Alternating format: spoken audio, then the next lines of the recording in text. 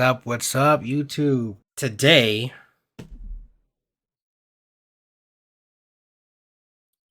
we are gonna do Shaman. Honestly, I didn't know how to play Shaman until I got this request. So I did, as you can see here, level 2. I did learn how to play her by sitting in this training room for a fat minute and just, obviously playing with the character. As always, guys, if you guys like the videos, leave a like, comment, and subscribe. Let's get it. Alright, guys, as always, we're going to start off with their lights. Her light can actually be changed into another light, guaranteed, same direction. Just double tap the light button. It's only 3 extra damage, but that's 13 total, which is equivalent to everybody else's single light. So it's not too much to get excited about. Her heavies are much slower. Moving them over here really quick. Heavies are much slower. Very how do you say? Telegraphed? Yeah, telegraphed. You're gonna see that coming. Cool thing about the heavies though is if you finish the heavy chain or whatever with a left heavy, it's unblockable, right? I don't think any other direction. Yeah, it's just only from the left side, which is an awkward direction to actually have an unblockable come from and whatnot, but that's her kit, man. She's got dodge attacks, obviously. Her dodge attack can be done by dodging and inputting the heavy button. So you're just gonna throw that heavy. This can be followed up with another heavy as a chain. So obviously, if you do the left side, it's unblockable. Can be feinted, of course, into guard breaks and whatnot. So keep that in mind.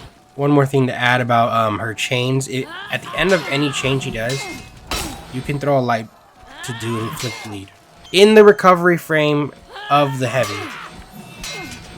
She can also do it as soft fainting a heavy, so you'll throw the heavy, press the light, heavy, light. So you'll cancel the heavy into the bleed right away.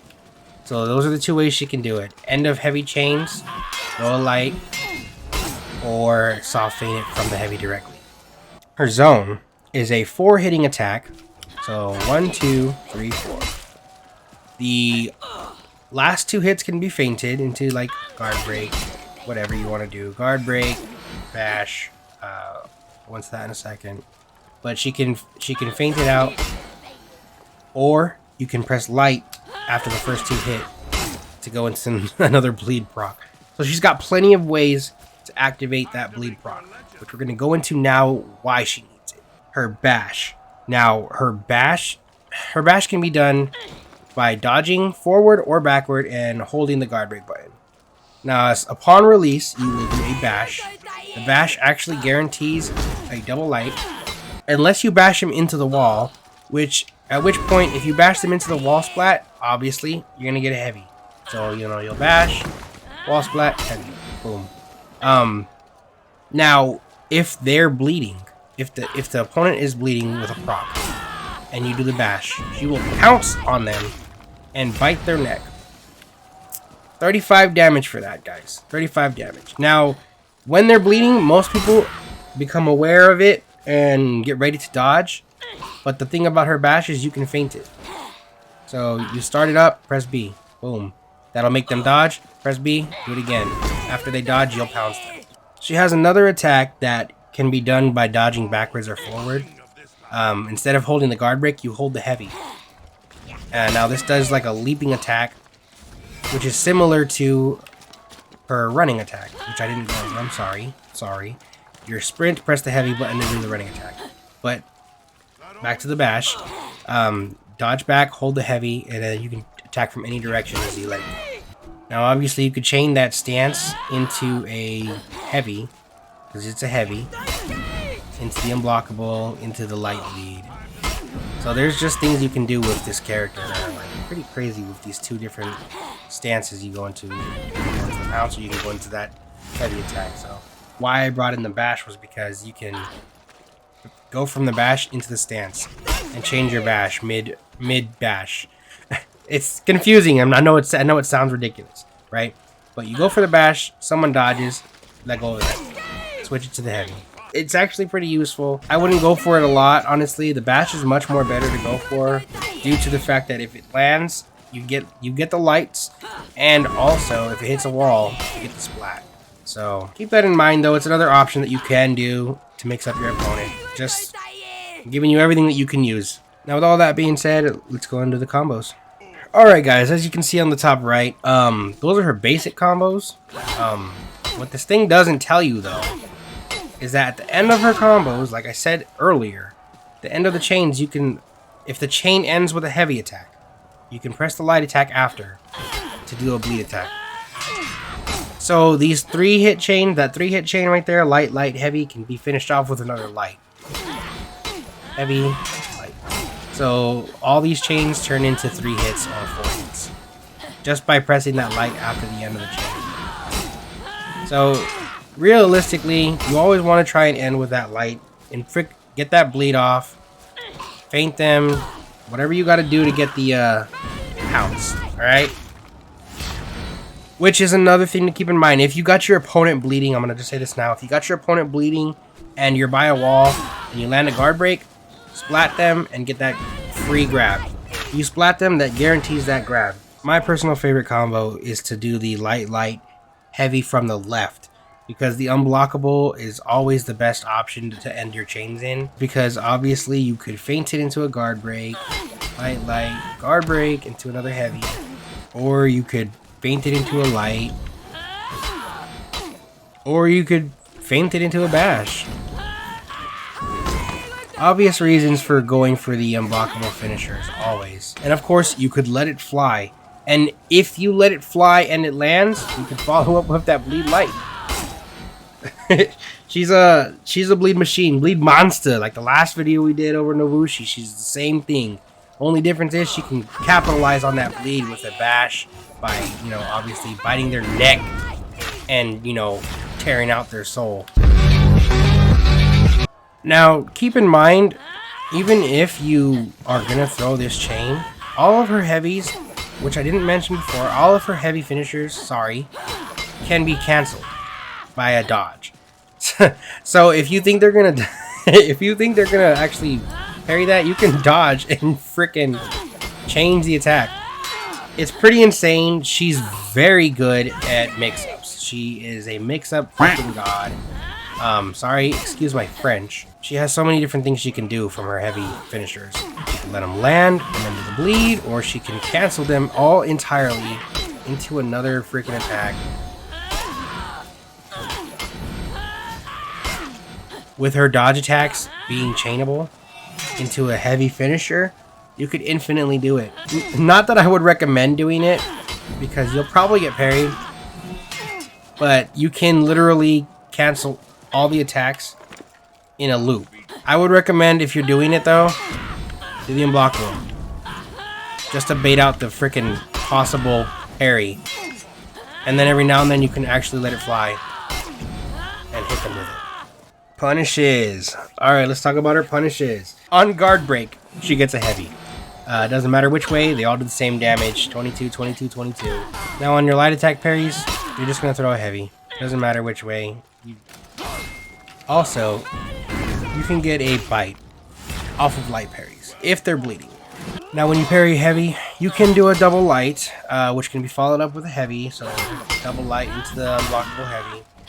Or alternately, you could do a zone. It costs more stamina, but you can go into the bleed proc from it, or you can just let it fully fly out. It's really up to you right there. Personally, I probably would just do the double light into the unblockable, simply because the double light into the unblockable opens you up to more options than the zone into the light. This is where the fun begins. Now, this is a time that I would suggest actually not going for the unblockable. So you get 45 damage, which is still a good amount, right? I'm like, oh, you can follow up with the light. No, not really. It's not guaranteed, right? So if I do it and then do the light, that light's not guaranteed. However, you throw them and attack from the right side, the light's guaranteed right there. ultimately, I would suggest throwing them and doing the right attack. Attack from the right into the bleed. Don't attack from the top. It's weird because if you attack from the top, I don't know what it is. They get up. They get up right away. So if you're attacking from the top, I don't know what the reason is behind it. But you won't be able to get that second heavy, really, guaranteed. So that completely blows all the options out. So attack from the right side and activate the bleed proc after the double heavy. And finally, Deflects. I haven't done Deflects in a while. It's been a minute. Well, hers is pretty simple. You're just gonna throw a light after you land the Deflect. It's gonna proc bleed. Of course, it's gonna proc bleed. It's not anything too crazy, but obviously that's her kit. That's her little niche thing that she does is the bleed. So I'm not surprised it does bleed.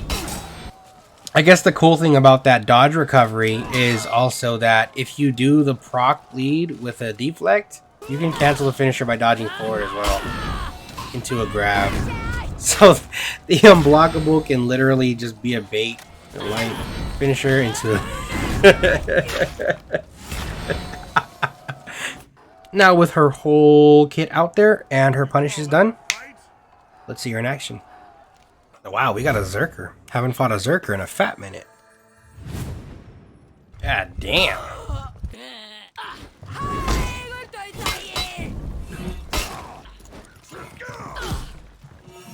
Got him that time, eh?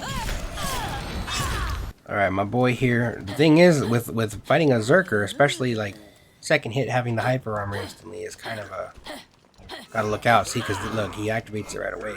And there I go, I gotta wait.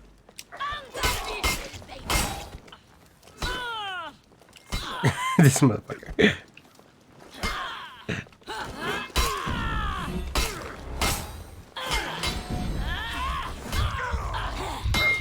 Oh, I was about to let it go. No. Good fight. My poor puppy looks so bored back there. Oh, hello.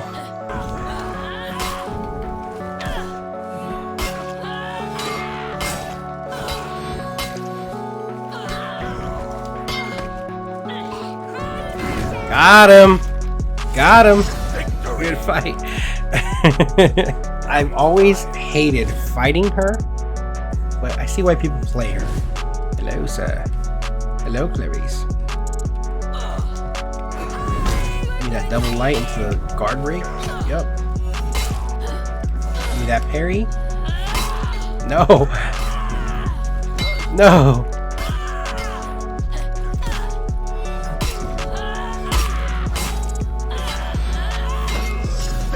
Oh my god.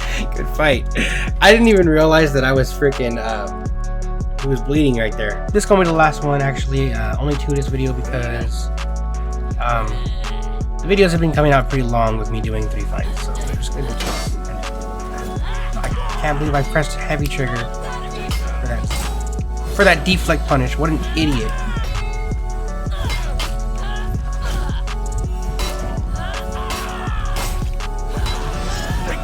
God, that was a close one. Anyway, yeah, the videos are coming out pretty long when I do the 3 video little thing, but I'm just gonna do like segments of these fights. But, maybe later on I'll do videos of just fights. I don't know, we'll see. Every time he just does that slow ass heavy and I get hit by it every time. Gotta focus up. Alright, Shaman. Do this the Shaman way. Let's do this. No. Guard break. No. Give me that light. Give me that light, baby. Guard break. Give me that bleed.